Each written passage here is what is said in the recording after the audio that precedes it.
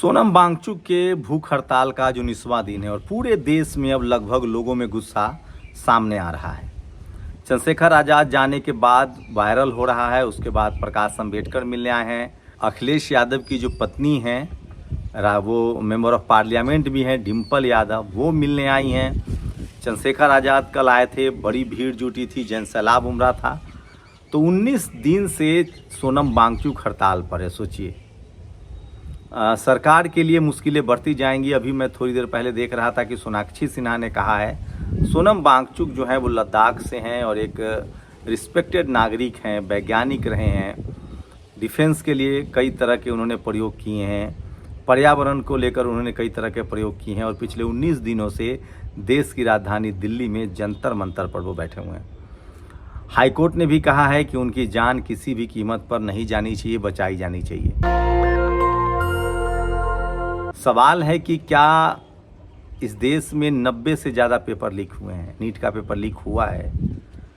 क्या सरकार इस जिद में बैठी है जो राजनाथ सिंह ने कहा था कि इस सरकार से इस्तीफे नहीं होते हैं। लेकिन सवाल है कि अगर लोकतंत्र नहीं रहेगा, सरकार जनता की बात नहीं सुनेगी, तो हालात बिगड़ते चले जाएंगे।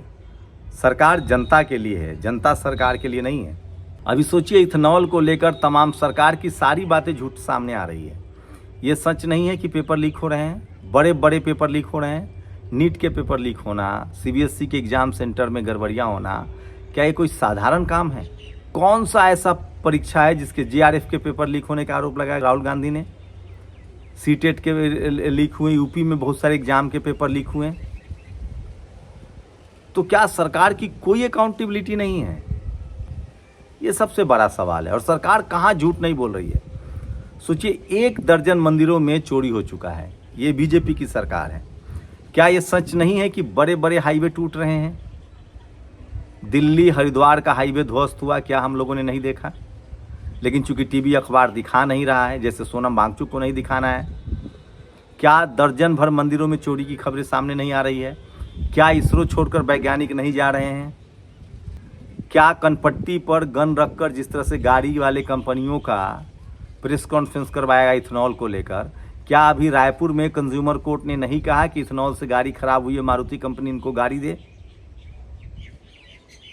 क्या नितिन गडकरी ने नहीं कहा कि हमारे बेटे का 1600 करोड़ का लोन है बैंक से? क्या दिल्ली मुंबई हाईवे एक्सप्रेसवे में खराबी नहीं आ गई? क्या गंगा एक्सप्रेसवे में खराबी नहीं आ गई है? सोचिए, यही दिल्ली है जहां एक निर्भया केस हुआ था। कितना विभत्स केस था और कैसे पूरा देश सड़कों पर था। लोगों ने राष्ट्रपति के गेट तक चढ़कर धरना प्रदर्शन किया था। लेकिन मैं फिर कह रहा हूं, ये सरकार, पहले तो जंतर मंतर को, हम लोग पिछले 25 साल से पत्रकारिता में हैं, जंतर मंतर को पूरा बैरिकेडिंग करके रखा गया है। मुझे लगता है अभिजीत दीपके को जितने हल्के में लिया गया था, ये मामला उतना बड़ा हो जाएगा और ये अब नासूर बन चुका है। सरकार को लगा था कि चूंकि पेपर लीक का मुद्दा कांग्रेस ने बड़ा मुद्दा बना दिया है, राहुल गांधी ने बड़ा मुद्दा बना दिया है, तो अभिजीत दीपके को धरना पर बैठने दिया जाए, मामला का इंटेंसिटी खत्म हो जाएगा। शुरुआत में अभिजीत दीपके ने कहा भी इस तरह से, लेकिन अब वो मामला बड़ा होता जा रहा है। राहुल गांधी कोटा में एक बड़ी मीटिंग कर चुके हैं। अब वो 17 तारीख को देहरादून में मीटिंग करने जा रहे हैं। कहा जा रहा है कि अभिजीत दीपके भी उसमें शामिल हो सकते हैं। मुझे लगता है सोनम वांगचुक की क्रेडिबिलिटी है, विश्वसनीयता है, और जो इस समय, मैं तो कह रहा हूं कि कोई भी आदमी इस समय अगर सत्ता से सवाल पूछे तो वो सही है। आप सोचिए ना क्या हो रहा है। ममता बनर्जी ने की पार्टी के लगभग सांसद जो हैं वो बीजेपी में चले गए। इसको सोचिए, हॉर्स ट्रेडिंग पहले इसको कहा जाता था, सुप्रीम कोर्ट संज्ञान लेती थी। इस देश में एमएलए एमपी सांसदों की खरीद फरोख्त अपराध है। आपको क्या लग रहा है कि ये तमाम सांसद अपनी विचारधारा की वजह से बीजेपी में जा रहे हैं? ये शिवसेना के सांसद, उद्धव ठाकरे के, ममता बनर्जी के सांसद, या ये कांग्रेस वाले सब विचारधारा की वजह से जा रहे हैं? बिल्कुल नहीं, ये सब डर के जा रहे हैं।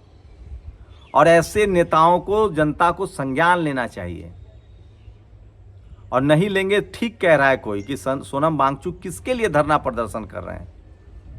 इस देश के लोग नहीं सुनने वाले हैं। जातियों में बंटा हुआ देश है, अब तो धर्मों में भी बंट गया है ये देश। इस सरकार के समर्थन में कौन लोग हैं, किस जाति के लोग हैं, पता कीजिए। इससे पहले मनमोहन सिंह की सरकार देखिए, हम लोग तब भी पत्रकार थे, टेलीविजन में काम करते थे। CAG 2G घोटाला, कोयला घोटाला, कोई स्कैम नहीं था। उस सरकार को बदनाम किया गया, टीवी अखबार के जरिए बाकायदा उसकी कोर्ट में जांच हुई। लेकिन उस समय मनमोहन सिंह एक पढ़ा लिखा प्रधानमंत्री थे, और मैं फिर कह रहा हूँ, जिस भी मंत्री पर आरोप लगता था उसका बाकायदा रिजाइन करवाया जाता था। प्रॉपर इन्वेस्टिगेशन हुआ, कोर्ट से सब बरी हो गए। कनीमोड़ी को जेल जाना पड़ा था, ए राजा को जेल जाना पड़ा था, जो उस समय DMK कोटे से मंत्री हुआ करते थे। मैं फिर कह रहा हूँ, इस देश की जनता को मनमोहन सिंह जैसे प्रधानमंत्री का मजाक उड़ाने की सजा भुगतनी पड़ेगी। कॉलेज यूनिवर्सिटी बंद हो रहे हैं, सरकारी स्कूल 1 लाख बंद हो गए हैं, दर्जनों इंजीनियरिंग कॉलेज बंद हो चुके हैं, खुद AICTE ने कहा है।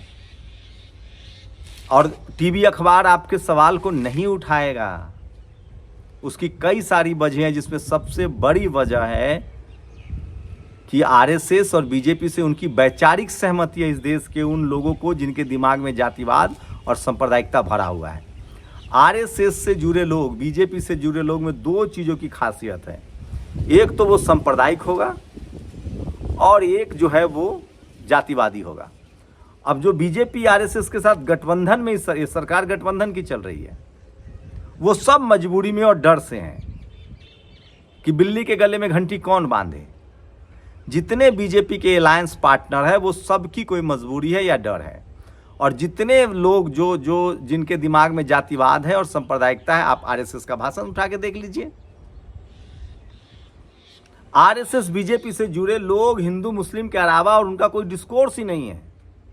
आप पूछिए, बिजली नहीं आ रही है तो हिंदू मुस्लिम, बेरोजगारी है तो हिंदू मुस्लिम। उनसे बात कर लीजिए बेरोजगारी पर, कोई सवाल नहीं उनके पास। शिक्षा पर कोई सवाल नहीं, कितने कॉलेज यूनिवर्सिटी, कोई सवाल नहीं है। 10 साल में दुनिया की ज्योग्राफी बदल गई। इस 10-12 साल में दुनिया कहाँ से कहाँ आगे निकल गया। AI के ज़माना है। हम 10 साल में जातिवाद और सांप्रदायिकता को हवा खाद पानी देकर देश को पीछे धकेल रहे हैं। देश की अर्थव्यवस्था चरमरा रही है। कब कौन सा बैंक, SDFC पर तमाम आरोप लग रहे हैं, कौन सा बैंक डूब जाएगा कोई नहीं जानता। लेकिन आप सरकार से सवाल नहीं पूछ सकते हैं। इस सरकार में पेट्रोलियम मंत्री का बयान परिवहन मंत्री देते हैं। इस सरकार में विदेश मंत्री का बयान रक्षा मंत्री देते हैं। कुछ का कुछ चल रहा है। तो मैं फिर कह रहा हूं कि लोकतंत्र है, लोकतंत्र में सवाल पूछने का हक है। और मैं फिर कह रहा हूं, इस देश में जो हालात हैं, चाहे वो पेपर लीक हो, बेरोजगारी हो, हिंसा दिन पर दिन बढ़ रही है, सवाल पूछने वालों को जेल में बंद रखा जा रहा है, और RSS के एजेंडे में ही नहीं है पढ़ाई लिखाई। इस देश के 10% लोग हैं जो अपने बच्चों को विदेश पढ़ा रहे हैं। उनके पास संसाधन है, अमीरी है, वो अपने बच्चों को लंदन अमेरिका पढ़ा रहे हैं। यहाँ स्कूल खुले न खुले उनसे कोई फर्क नहीं पड़ता है। और जो ये सारे सवाल पूछ रहे हैं उनके साथ कार्रवाई हो रही है। पूरे देश को धार्मिक उन्माद, जातिवाद और सांप्रदायिकता में धकेल दिया गया है, और ये सब कुछ सोच समझ कर हो रहा है। लेकिन मैं फिर कह रहा हूँ, इससे आप सत्ता में तो आ जाएंगे, राजनीति तो चलती रहेगी, लेकिन देश हार जाएगा। किसी ने ठीक ही कहा है कि जितना BJP चुनाव जीतती जा रही है, देश हारते जा रहा है। चुनाव जीतने को लेकर एक भी दलित, पिछड़ा, किसान, आदिवासी, अल्पसंख्यक से जाके पूछ लीजिए जो BJP का कार्यकर्ता नहीं हो। इस देश में पहले लोग आम नागरिक भी होते थे, पार्टी के कार्यकर्ता बहुत कम होते थे। अब इस देश में या तो लोग सत्ता पक्ष के साथ हैं या सत्ता के खिलाफ हैं। आम आदमी का मतलब होता है जो सही को सही और गलत को गलत कहे। तो सोचिए, सोनम वांगचुक उसी आम आदमी में से हैं। टीवी अखबार को वही आम आदमी होना चाहिए था। चपरासी से लेकर चीफ जस्टिस तक, media, judiciary, college, university, bureaucracy, business, इन सबको आम आदमी होना चाहिए था, किसी जाति, किसी पार्टी, किसी धर्म का नहीं। तब जाकर देश लोकतंत्र मजबूत होता है। नहीं तो बेंजामिन नेतन्याहू और डोनाल्ड ट्रंप जैसे लोग भी राष्ट्रवाद के नाम पर अपने देश को रसातल में पहुंचा देते हैं। हम लोग देख रहे हैं। और खामनेई जैसा आदमी अपने ईरान को सुपर पावर बना देता है। ये है क्योंकि खामनेई ने शिक्षा को चुना और डोनाल्ड ट्रंप और बेंजामिन नेतन्याहू ने राष्ट्रवाद के नाम पर उन्माद को चुना। दोनों देश धरातल पर आ गए और ईरान सुपर पावर बन गया। सोचिएगा जरूर। शुक्रिया। दस्तक की आपसे गुजारिश है कि अगर इसको बचाना चाहते हैं तो नेशनल दस्तक को सब्सक्राइब करने के लिए रेड कलर के सब्सक्राइब बटन को दबाएं, फिर बेल आइकन की घंटी दबाएं। नेशनल दस्तक को बचाने के लिए बहुत जरूरी है कि हर खबर को शेयर करें, लाइक करें, कमेंट जरूर करें।